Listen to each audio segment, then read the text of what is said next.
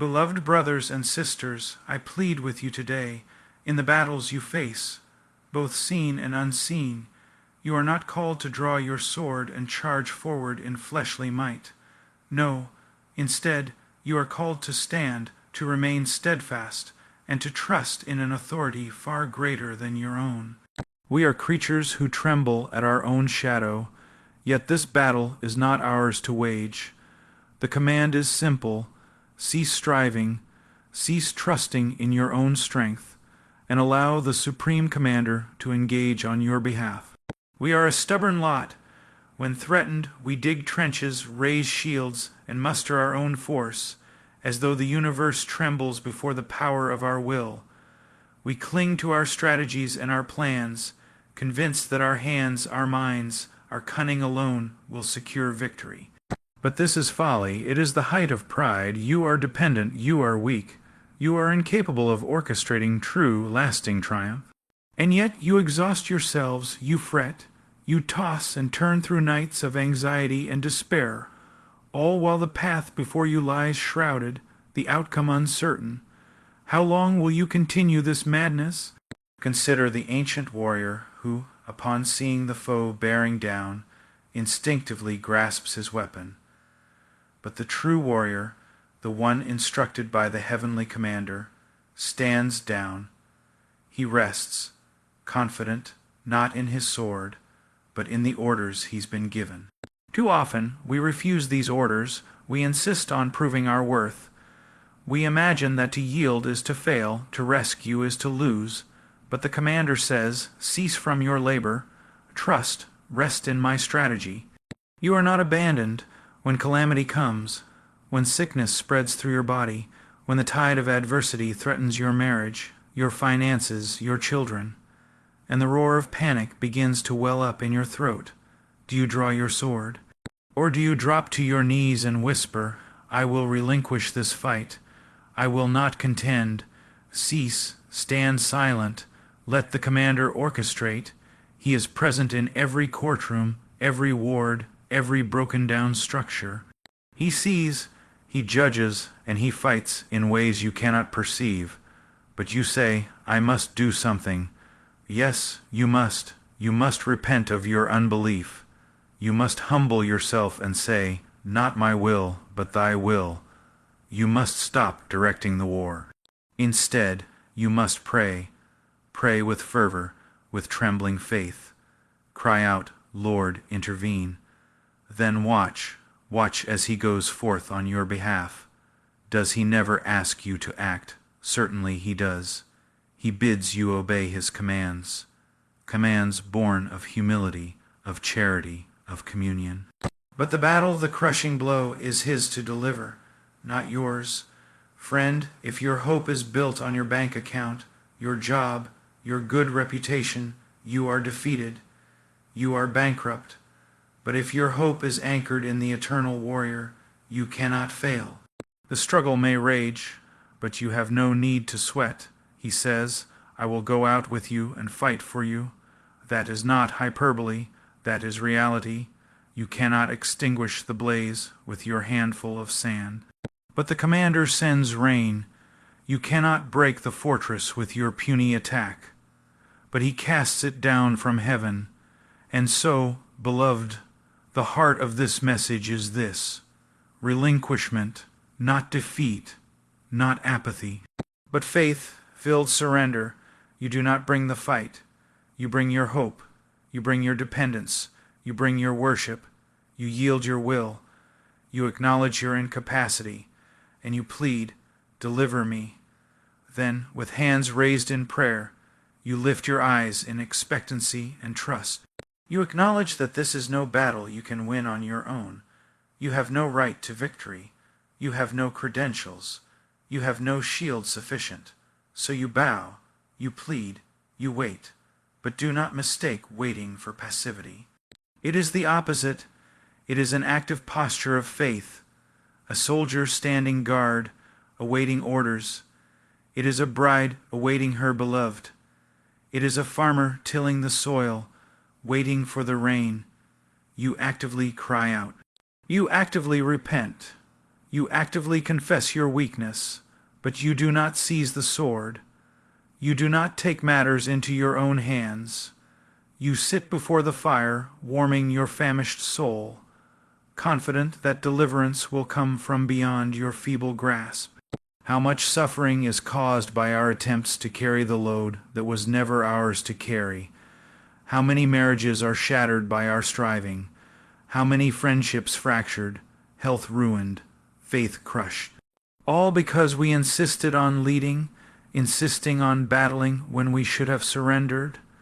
Because we imagine that we are generals, and so we strategize, and we control, and we manipulate, and we trust in how we've always done it. But the commander has another plan, a plan that is not obvious, a plan that cuts short the pride of man, a plan that the moment we humble ourselves ushers in victory. It may be that your battle will not end today, that in God's wisdom it will rage until he sees fit to bring it to a crescendo. But know this, any day you cease from your labor and yield your fight to the supreme warrior, that day is victory. Any moment you release your grasp and surrender your plan, that moment is your deliverance. Not because your problem has vanished, but because your soul has been freed from the prison of self-reliance. You walk upright, unburdened by the weight of carrying the thing you never could carry. Let me ask, what is the weapon he wields when you yield? It might be providence that intervenes, a job offer, provision in the midnight hour, an unsought reconciliation. It might be conviction unleashed in the heart of the one who opposes you. It might be peace descending, even while the storm rages. You will not always see it, you may not hear it, but it is faithful, so believe it. Believe that the commander orders the wind and the waves. Believe that he hides you under the shadow of his wings, and when the furnace is hot, he is in the fire with you. He is working, he is accomplishing, he is fighting.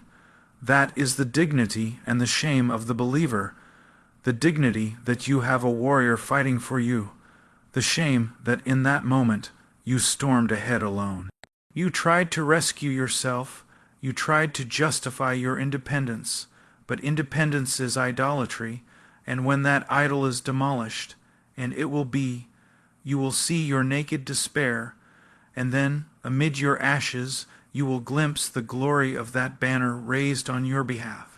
Be careful, this is not for the faint of heart. Proud hearts will chafe, flesh will rebel, the spirit longs to assert itself. It will whisper, pray, and then act. And yes, in the realm of action, obedience follows. But first comes submission. Obedience without submission is still pride. So guard your heart. Practice the discipline of waiting, and when conviction surges, repent. Bow, let go, cling, and when the struggle claws at you, respond again, no, I will not take up this fight. I will pray. And the battle is no longer yours. Dear ones, you will have many victories and some failures, but the measure of your faith is found not in the tally of successes, but in the posture of your heart. The posture that, amid the enemy's charge, looks up and declares, not mine, but thy battle. That posture silences fear. That posture overthrows discouragement. That posture enables you to stand firm, calm, confident, unshaken. You become a witness. You become a beacon, not because of your prowess, but because of his authority enacted in and through your weakness. So let us arise today in humility. Let us announce to the battlegrounds within and all around that we will go no further by our own hand. We will not charge. We will not scheme. We will not manipulate. We will repurpose our efforts to prayer, to worship, to trust, measurably more powerful weapons. We will release our fists and raise our hands. We will lament. We will confess. We will plead. We will wait. Let this be our march, and let the victory surely belong to the commander alone. May every heart here resolve, not mine, but thy battle, and may the life we live from this moment on be a testament to the power of surrender. The battle is not yours. Victory is not achieved through your strategies, willpower, or strength. True faith begins when self-reliance ends.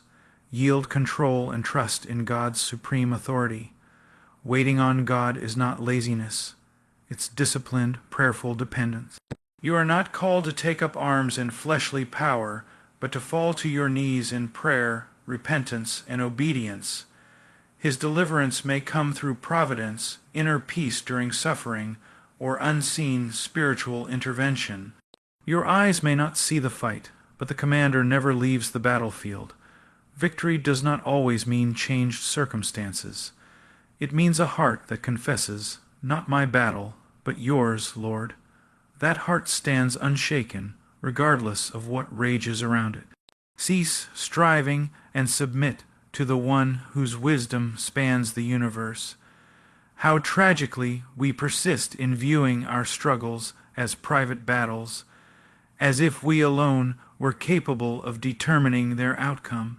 We gather our fears, our frustrations, our anxieties, and we fashion strategies born of our own understanding. Yet what arrogance underlies this behavior, as though our frail minds can chart the course for eternity, as though our weak hands can deliver ultimate victory. To strive in our own strength is to redefine faith as self-reliance.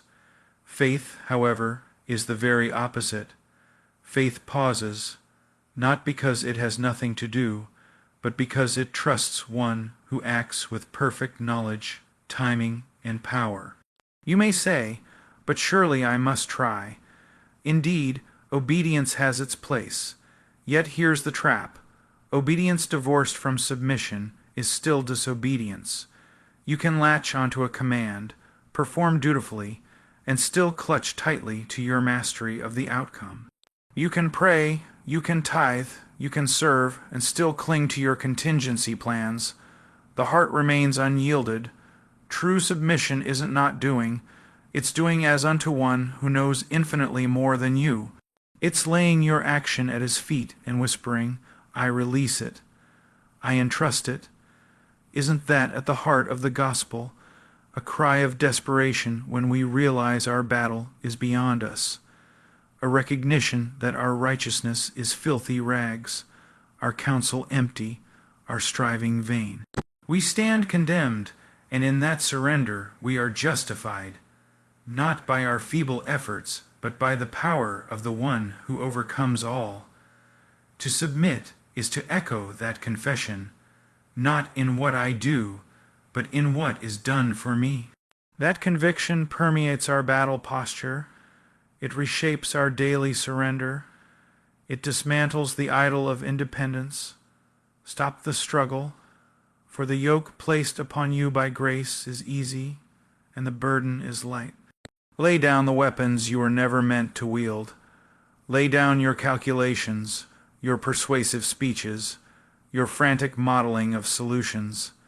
He calls you not to plan, but to pray, not to engineer, but to worship. Can we grasp that? Can we believe that obedience does not mean self-sufficiency? If we could see with spiritual eyes, we would know that his hand is not slack.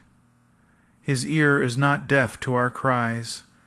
He is neither aloof nor indifferent. The sovereign commander has placed you under his banner. Let it suffice. You say, "If I don't work, who will feed my family? If I don't plan, what if disaster strikes?" Examine your heart. Are your motives love or fear? Are you driven by faith or horror? The path of independence is paved with illusions that comfort us in the moment, but condemn us in the long run. You labor not only to add days to your life, but to tick off achievements in the ledger of your soul. And so the heartbeat of fear propels you, even when you've professed trust. Yet the one who commands the sparrows fall cannot be ignorant of your need. Why then do you hedge your bets with anxiety as if he might be unfaithful? I don't say this lightly. I speak from a place of terrified soul, because I have fought the urge to seize the fight. I've battled the lie that says, if I don't do it, it won't get done. I have trembled at this idol of control, at the subtle whisper that exalted me above faith in his sovereignty. But the fruit of such striving is exhaustion, fracture, discord with others, fear that masquerades as diligence, and what little peace you win is counterfeit, a fleeting glimpse under a canopy of dread, a temporary calm before the next wave. What is it, then, to cease from striving? It begins in the secret place when daylight fades and duty is done. It begins when you slip down from your throne of self-assurance and kneel, not in shame, but in anticipation. You come trembling, placing your doubt before him. You admit your smallness. You confess your undue burden. You plead for mercy, provision, not because he's liable, but because he is just and kind.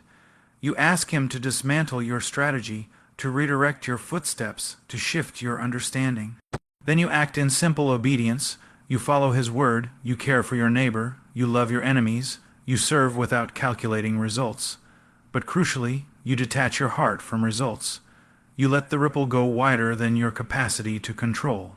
You lay your hands open, trust open, and when outcomes fall apart, you do not shatter. You do not tighten your grip and resume control. You testify, I release this to the hands that formed me, that speak the stars into being, that knit me in the secret of my mother's womb.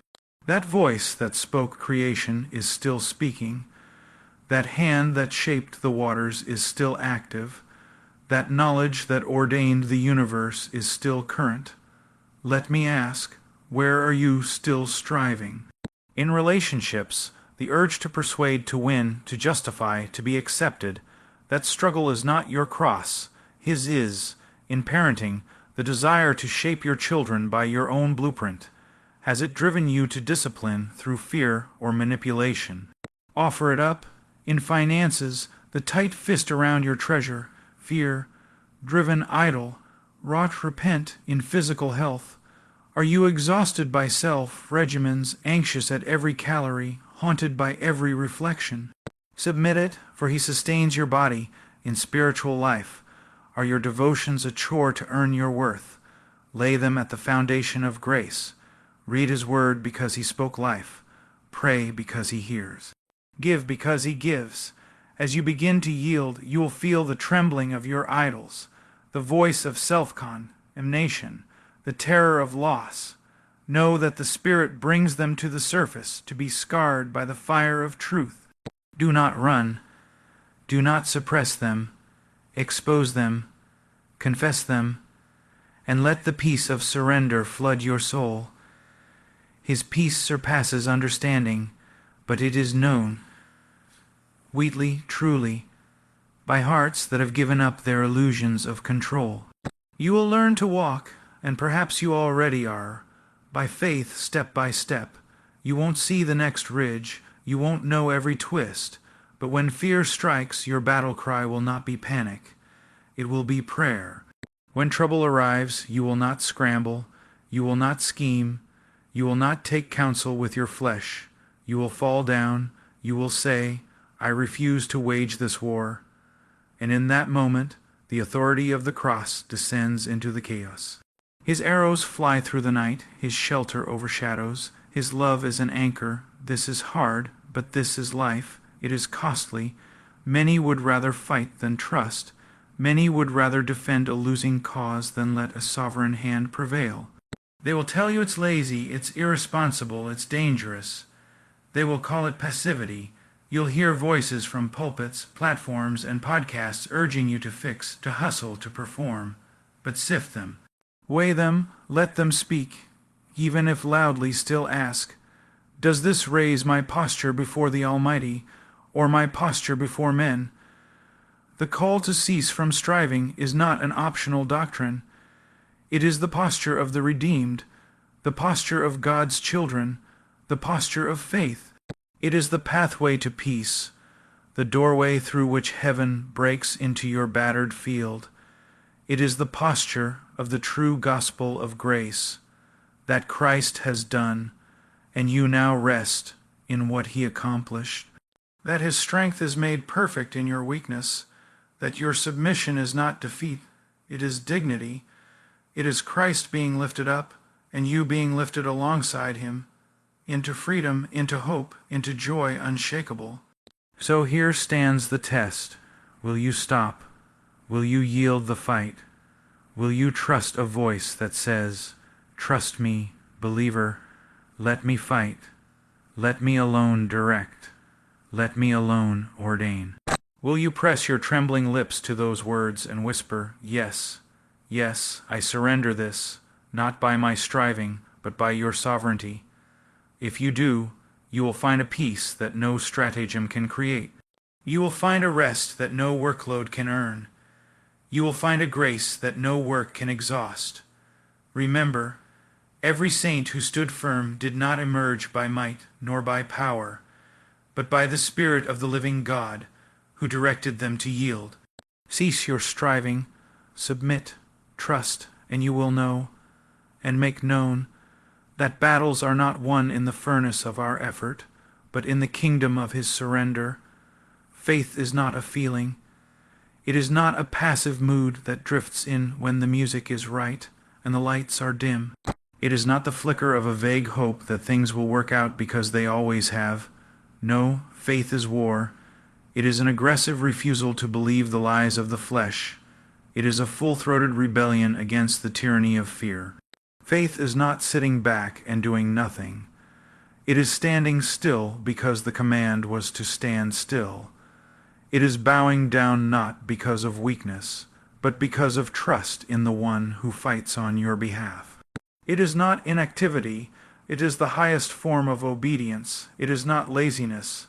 It is submission. It is not retreat. It is a different kind of charge. The carnal mind looks at faith and sees weakness. It sees surrender and calls it defeat. But heaven sees surrender and calls it power. The flesh tells you you must do something, but the Spirit says you must believe. The voice of anxiety says, take matters into your own hands, but the voice of the shepherd says, lay it at my feet. And in that moment of decision, the war is not out there. It is in your soul. Who will you listen to? Whose strategy will you trust? Whose strength will you lean on? And yet, so many people live as if faith is passive resignation. They confuse surrender with apathy. They say, God will do what he wants. And so they sit idle while sin flourishes, while relationships disintegrate, while their hearts grow cold. But that is not faith. That is fatalism. That is spiritual laziness wrapped in theological language. Real faith is alive. It is rugged. It gets on its knees and weeps before the throne of God. It fasts. It cries out. It clings. It chooses to believe when the mountain doesn't move. It walks into the fire and says, even if he does not deliver, I will not bow. That is not passivity. That is power. When you say, I trust you, you are declaring war on your flesh. You are crucifying your pride. You are silencing the demand for control. You are confessing that your wisdom is not enough. Your strength is not enough. Your timeline is not wise. Your hands are not clean. You are confessing that the battle is not yours to win by force, but his to win through surrender. And when you really believe that, when your faith is not in your faith, but in the faithfulness of the one who called you, you will act, you will move, you will live, but not in the panic of desperation. You will act in obedience fueled by trust.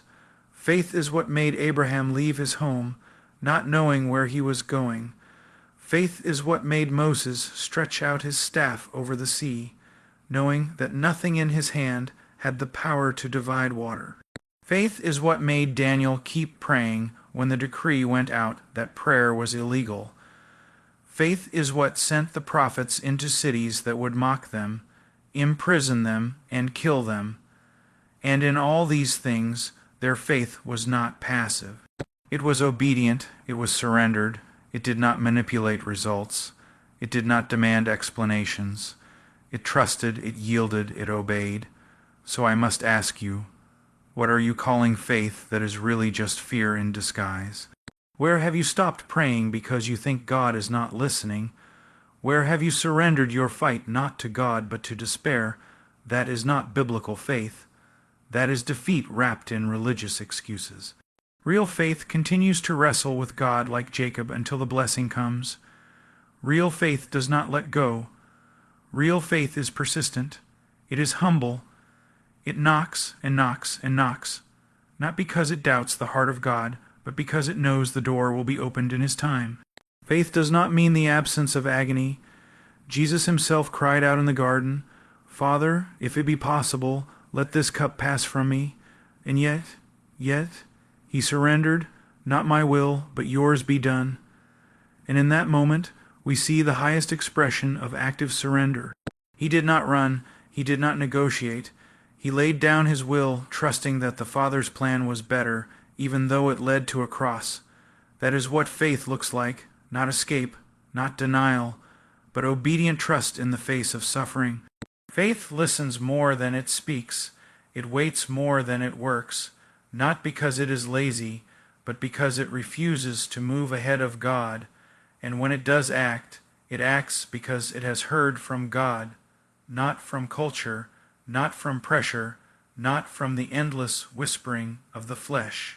Faith does not try to engineer outcomes. It does not play politics with obedience. It says, "If I perish, but I will obey." That's what Esther did.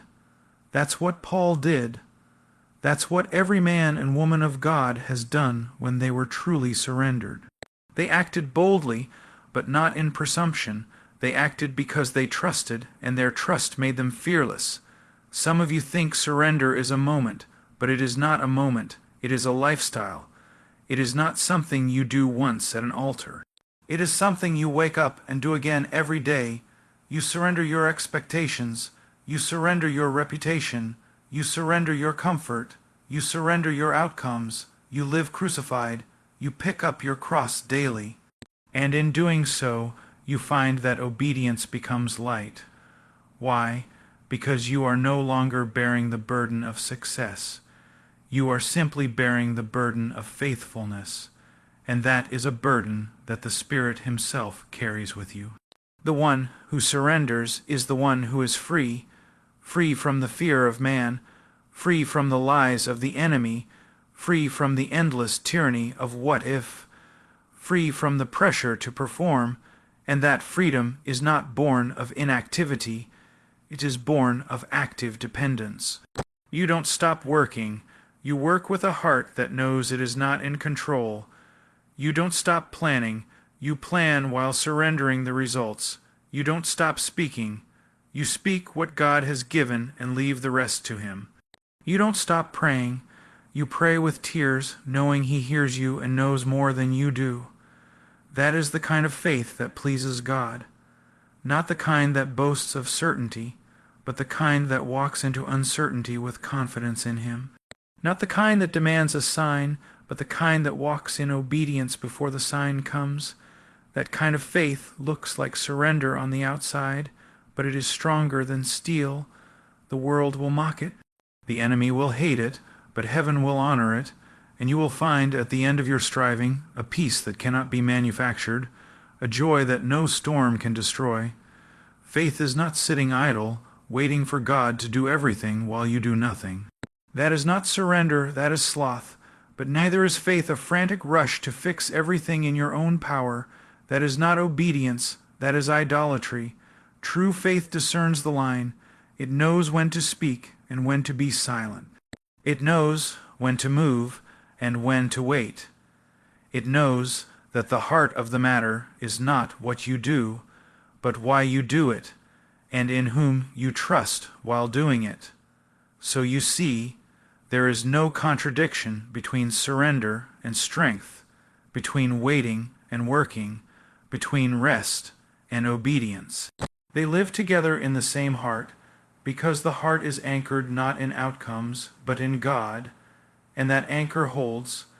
That anchor keeps the soul steady in the storm, not because the storm stops, but because the anchor is buried deep in the rock that does not move.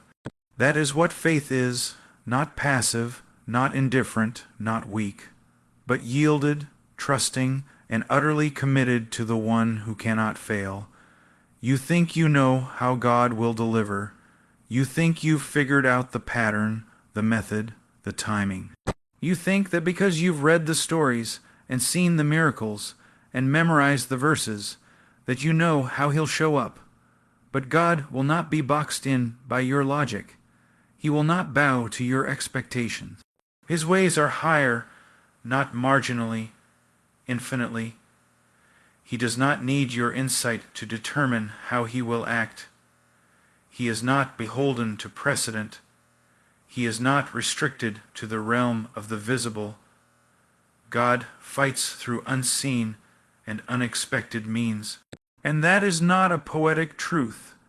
It is a crushing, soul-shaping, life-faltering reality.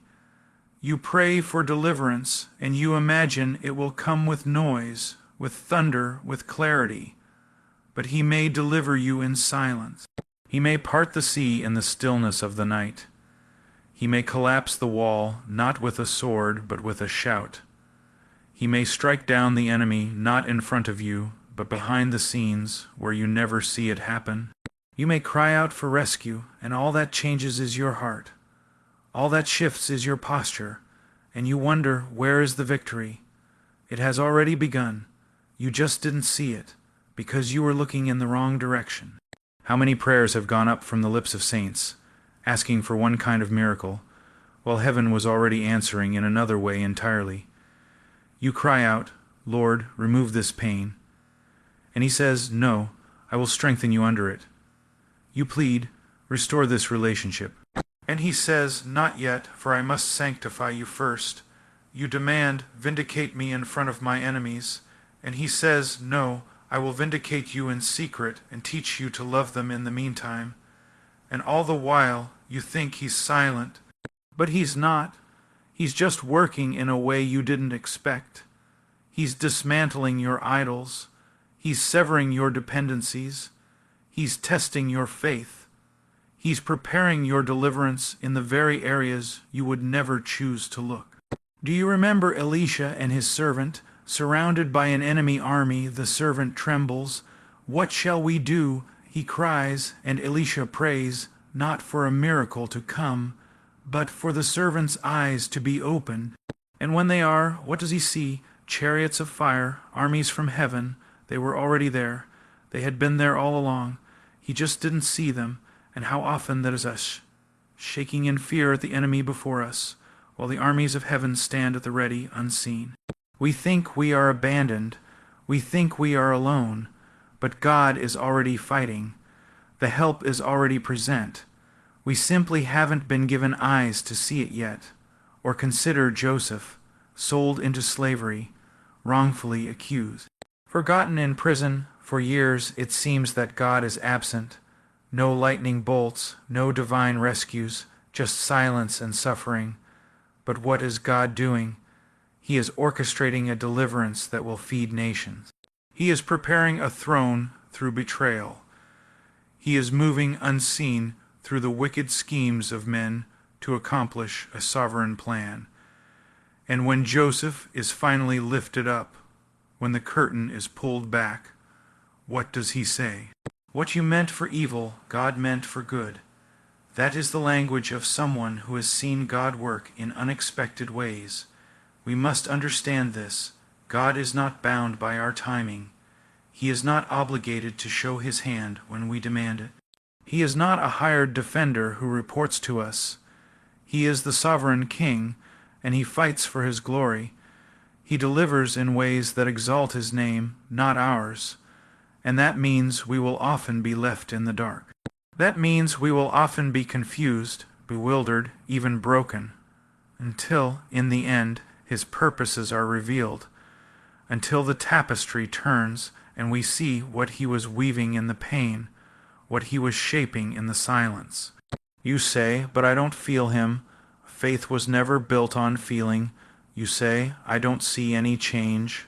Faith is not about what you see. You say, there's no sign that He's fighting for me. Read the Word. Was there any sign in the sky the day Esther went before the king? Was there any trumpet blast when Ruth chose to follow Naomi into poverty? Was there any fire from heaven when Jesus knelt alone in Gethsemane, sweating drops of blood? Yet each of these was a turning point in history. Each of these moments was soaked in divine strategy. God was moving, God was fighting, but no one saw it. Yet, and even now in your own life, what makes you so sure He's not working? Just because the storm hasn't ceased doesn't mean the Savior is absent. He may be walking on the waves even now, coming to you in a form you don't recognize. He may be calming the storm inside you before He calms the storm around you. He may be raising you up in secret, preparing you for a stage that you do not yet understand. Do not curse the silence. Do not despise the stillness. They may be the very instruments of your deliverance. But we want fireworks. We want burning bushes. We want red seas to split every time we face opposition. And when they don't, we doubt, we despair, we assume He's not there. But the truth is, we've made an idol of the spectacular. We've forgotten that God often works in shadows. He often moves behind the curtain. He is the God of whispers as much as of thunder, the God of quiet provision, of subtle protection, of slow sanctification. He is not always in the earthquake. Sometimes He is in the still, small voice. Look at your life. Trace the hand of providence. How many things have happened, not by your wisdom, not by your effort, but by what seemed like coincidence. And yet, you know better. You know doors opened that you didn't knock on. You know you were protected from things you never even knew threatened you.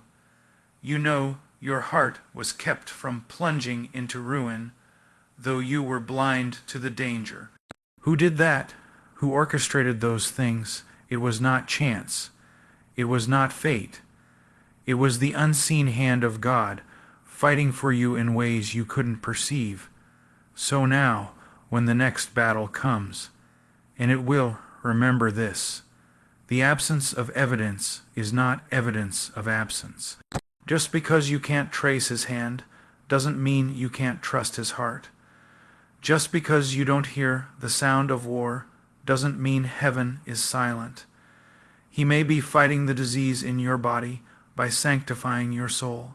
He may be fighting the betrayal in your life by deepening your dependence. He may be fighting the injustice against you by preparing a higher vindication. Don't rush to conclusions. Don't rewrite your theology to fit your impatience. What did Jesus tell Thomas? Blessed are those who have not seen and yet have believed. That is the kind of faith that honors God. That is the kind of faith that triumphs when everything looks like loss. That is the kind of faith that says, I don't see the answer, but I trust the one who gives it. I don't see the end, but I know the author. I don't understand the fight, but I know the warrior. And that kind of faith will not be disappointed. He may use people you don't expect. He may speak through means you've dismissed. He may lead you down a road that looks like failure. But at the end, when you look back, you will see that every step was ordered. Every moment was measured. Every loss was turned to gain. Every battle you thought you lost was actually a victory disguised, because He does not fight like we fight. He does not wage war according to the flesh. His weapons are not carnal. His strategies are not logical, but they are mighty, mighty to the tearing down of strongholds, mighty to the lifting up of the broken, mighty to the shaming of the wise by the foolish, the strong by the weak. So do not despise the unexpected. Do not fear the unseen. These are His tools. These are His ways. These are the hallmarks of His glory. You wanted a sword. He gave you a cross. You wanted a crown. He gave you a grave. But through that grave came resurrection. Through that cross came salvation. And through your trial, yes, through your pain, will come something that glorifies Him more than your comfort ever could. because this is the God who fights, not with human weapons, but with divine power. Not in the spotlight, but in the secret place. Not always in the way we want, but always in the way that brings him glory.